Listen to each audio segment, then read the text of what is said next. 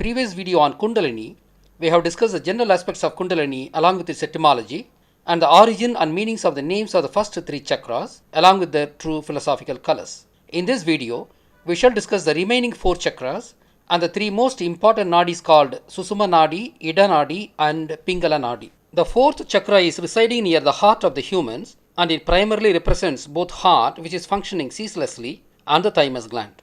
The thymus gland, despite containing glandular tissue and producing several hormones, is much more closely associated with the immune system than with the endocrine system. The thymus serves a vital role in training and development of T lymphocytes or T cells, an extremely important type of white blood cell.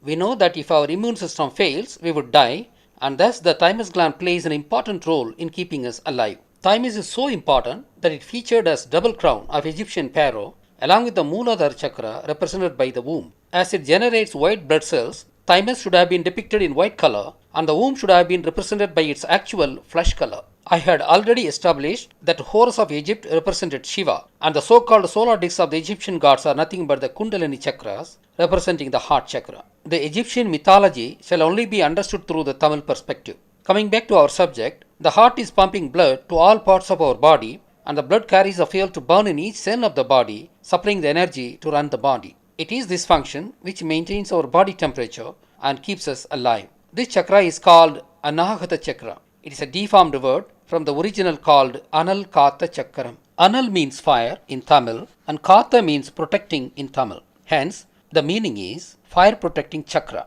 It protects the fire, that is the temperature of the body, which also means that it is vital to keep the body alive. The heart constantly pumps blood carrying the nutrients to and the toxic wastage out of the cells, and the blood also contains the white T cells produced by the thymus, which helps the immune system to keep us alive. The dead body becomes cold, and hence, as the chakra is keeping the body hot and alive, it is rightly called Anal Katha chakram. Anal plus Katha, Anal Katha, Anakatha, Anahada, Anakatha, Anahada, Anahada. The color of the chakra is red, as both thymus and the heart are both red colored, and the color of the blood that the heart carries is also red. The color of the fourth chakra, according to Asivagam, should also be red, as Anal meaning fire is red, and hence the philosophical color of this chakra is also red. Aren't you surprised that the natural color of the chakra itself is matching the respective colors of the Asivagam and also its philosophical color? There are a lot more surprises awaiting you. The fifth chakra is located in the throat.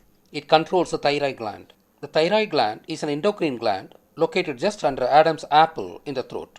It secretes a hormone called thyroxine into the bloodstream, which controls the body's metabolism, that is, the rate at which the body burns the fuel for energy. It also controls the body's utilization of fat. Too little thyroxine can cause excessive fat to accumulate, which can lead to weight gain.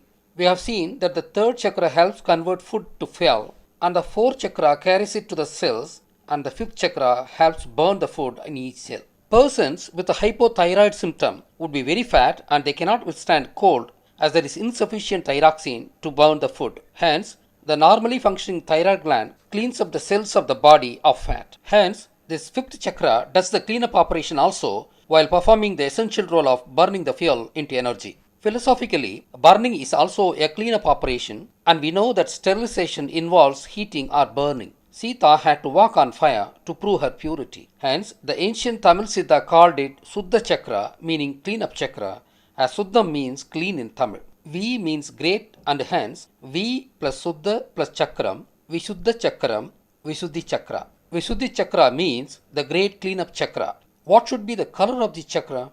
As Suddham in Tamil means clean, the color should be related to cleanliness. The Tamil word Suddham itself evolved out of Sudai meaning lime, which is white in color, and white color shows dirt easily. Hence, this chakra should have been colored white. But white color is related to enlightenment as we all know, and it should be the color of the sixth chakra called the third eye chakra. Hence, this fifth chakra should be related to another color which also shall mean purity. According to Asivakam color scheme, the fifth color is golden yellow. Hence, obvious choice of the color of the fifth chakra is golden yellow. We shall now see how the golden yellow shall symbolize purity. Gold is a noble metal and hence it does not chemically react with any element easily, which means that it is the purest of all the most commonly available elements of the world. It retains its glistening yellow despite the raw environment it is exposed to. That is the reason we are using this metal as ornament. Gold might form alloy with other metals like copper, etc. But it does not chemically react with any element, which would make it into a new material different from its original form, which is gold. We also often say Suddha Tangam, a common terminology meaning pure gold, which we never follow in describing other metals. Hence, gold is associated with purity. Obviously, this chakra was given golden yellow color after the color of gold by ancient Tamil Siddhas. We shall now consider the sixth chakra. The eye-like structure of the brain located behind the forehead is called sixth chakra, which is called as a third eye chakra. I have already described in the first part that this chakra is called third eye for three reasons, and two of which related to overseeing the internal functions of the body. The third reason links this eye with the seventh chakra, as we shall see later. The third eye is made of three primary glands called thalamus, pituitary gland, and pineal gland. These three glands control the other glands linked to the lower chakras while performing the following activities: regulation of endocrine functions, conversion of nervous system signals to endocrine signals, senses day and night and controls the biorhythm of the body, influences sexual development, sensory and motor relay functions, control center for many autonomic functions. As the operation of the third eye chakra is too complicated to be specifically described in this short thesis, I have just narrated their gross function. As enlightenment means lighting up your consciousness, the color of the chakra should be philosophically white. According to Asivakam color scheme also, the sixth chakra should be of white color, as the sixth color is white. Having discussed the functions of the sixth chakra, we have to analyze the name of the chakra. The chakra is often written as Ajna but pronounced as Agnai. As far as the Kundalini yoga is considered, the main role of the pineal gland is to secrete DMT, the spirit molecule. The DMT liquid had similar physical characteristics of Nei in Tamil, which is called ghee in English. The word Nei should have evolved from Tamil word called Noi, which means fine particles, as solidifying ghee crystallizes into fine particles. Just like ghee, the DMT also crystallizes into fine particles. To put it short, DMT is Nei-like substance. As the pineal gland secretes the DMT Nei, the sixth chakra was called Aku plus Nei, Aknei, Agnai.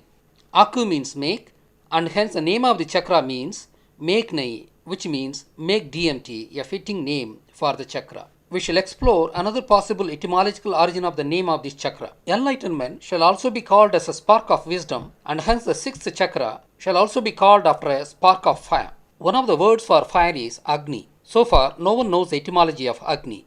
I am presenting a possibility here. The Tamil letter pronounced as Ach shall be compared to the simple kiln used for cooking. Flame of fire is called tongue of fire, which is called in Tamil as Teenaku or simply Teena. Hence, tongue of fire emanating from Ach is called Ahna, which became Agni. Hence, if we see enlightenment as a spark of wisdom, we shall relate it to fire, and hence it shall be called Agni Chakra, which might have deformed to Agni Chakra. But this chakra does not emit fire as projected by the Hinduism of the Arya Brahmins. Shiva is not the god of destruction. Of these two possibilities, I consider the first possibility, that is, making DMT, might be the real origin of its name Agnai. In fact, the name Agni for fire would have also evolved out of the third eye.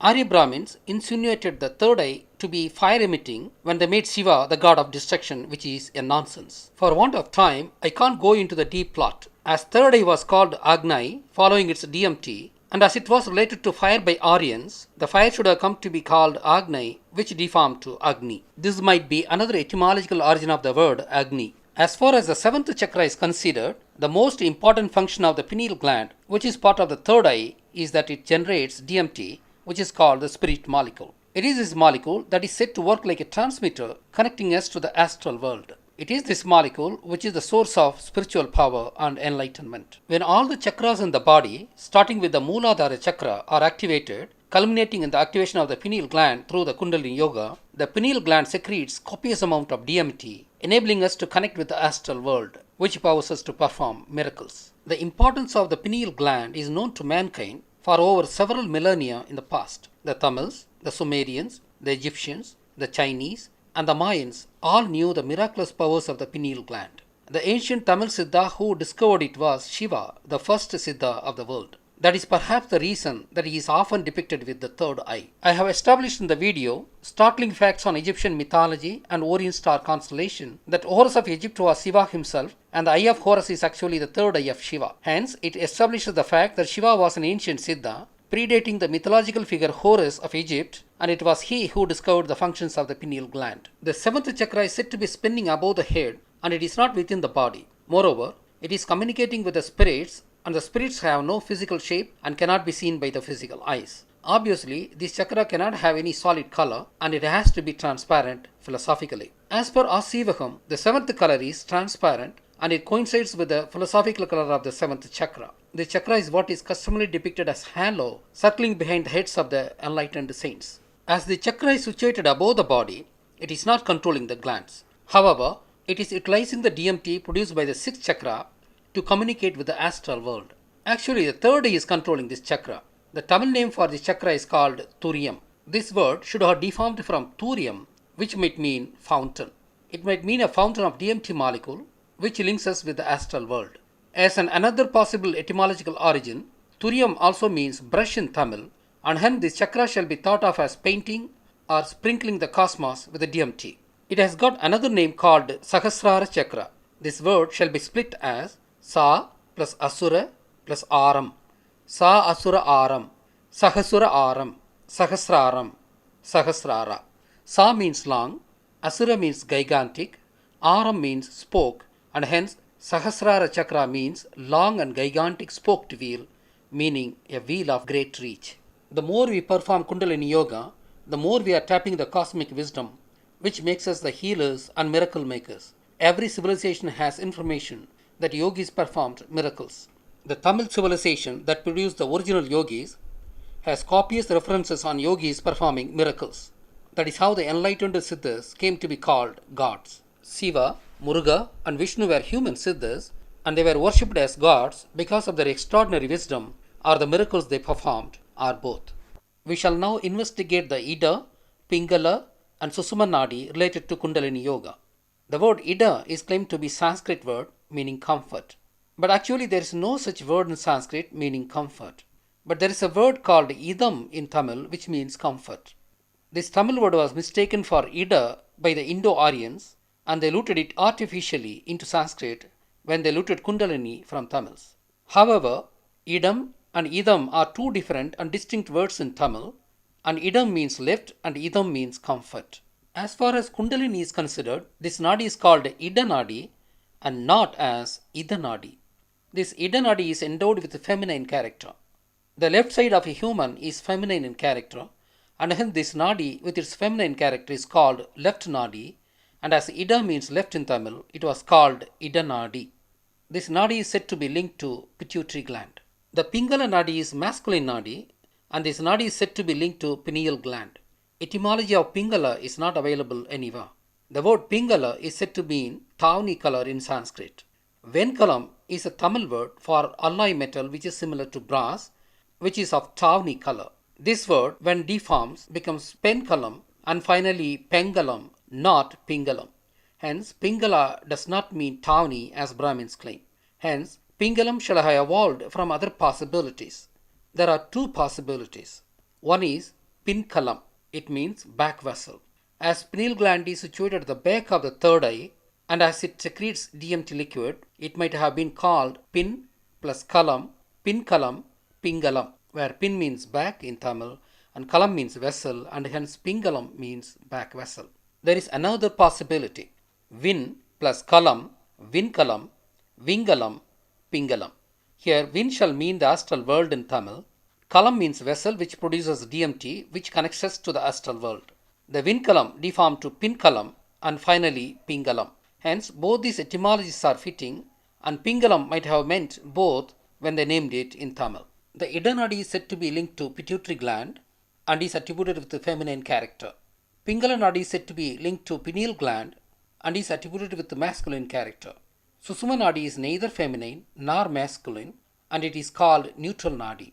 Su means great and Sama means neutral, and hence this Nadi was originally called Susama Nadi, which deformed to Susuma Nadi, meaning the great neutral Nadi. Su plus Sama, Susama, Susuma. This is the etymology of Susuma Nadi.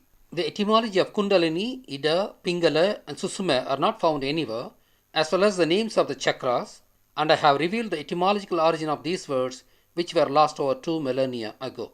I have also revealed the philosophical colors of the chakra and shown them to be the same as Asivagam color concept, which should be so as the Kundalini meditation is part and parcel of Asivagam, the Tamil's way of life in ancient times.